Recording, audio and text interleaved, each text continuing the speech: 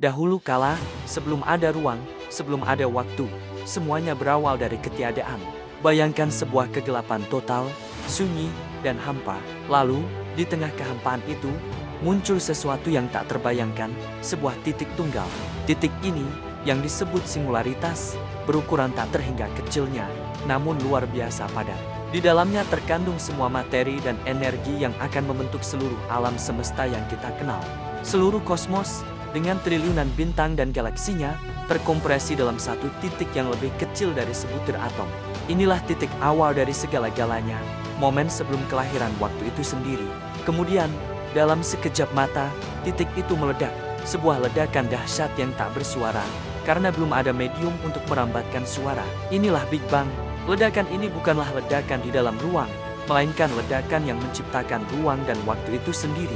Dari titik singularitas, alam semesta mulai mengembang dengan kecepatan yang tak terbayangkan, seperti balon yang ditiup. Ruang dan waktu yang baru lahir ini dipenuhi oleh subplasma yang luar biasa panas dan padat, sebuah lautan energi yang mendidih dengan suhu miliaran derajat, terlalu panas bagi partikel apapun untuk terbentuk secara stabil. Seiring alam semesta terus mengembang, ia mulai mendingin. Setelah beberapa ratus ribu tahun, suhu akhirnya cukup turun sehingga partikel-partikel subatomik proton, neutron, dan elektron yang sebelumnya bergerak bebas di dalam subplasma bisa mulai bergabung. Elektron-elektron mulai mengorbit inti atom, membentuk atom-atom stabil pertama. Unsur-unsur paling sederhana di alam semesta, terutama hidrogen dan helium, pun tercipta. Alam semesta yang tadinya buram karena dipenuhi plasma kini menjadi transparan, dipenuhi oleh kabut gas raksasa yang menyebar ke segala penjuru. Jutaan tahun berlalu dalam keheningan kosmik. Namun, kekuatan tak terlihat bernama gravitasi mulai bekerja. Perlahan tapi pasti, gravitasi menarik gumpalan-gumpalan gas hidrogen dan helium yang tersebar untuk berkumpul.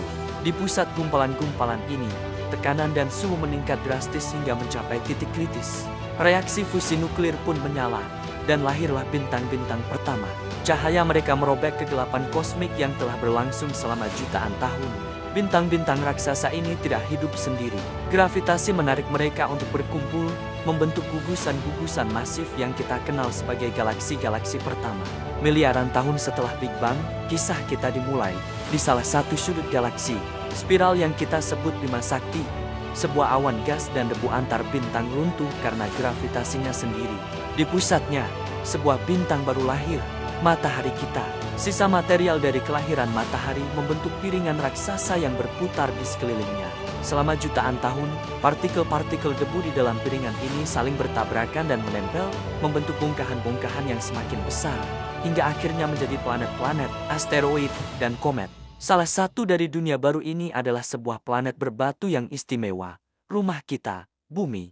Kisah ini bukan sekadar dongeng. Para ilmuwan telah menemukan bukti-bukti kuat yang mendukungnya. Salah satu bukti terpenting adalah latar belakang gelombang mikrokosmik cosmic microwave background, sebuah sisa cahaya redup dari masa ketika alam semesta baru berusia 380.000 tahun gema dari Big Bang itu sendiri.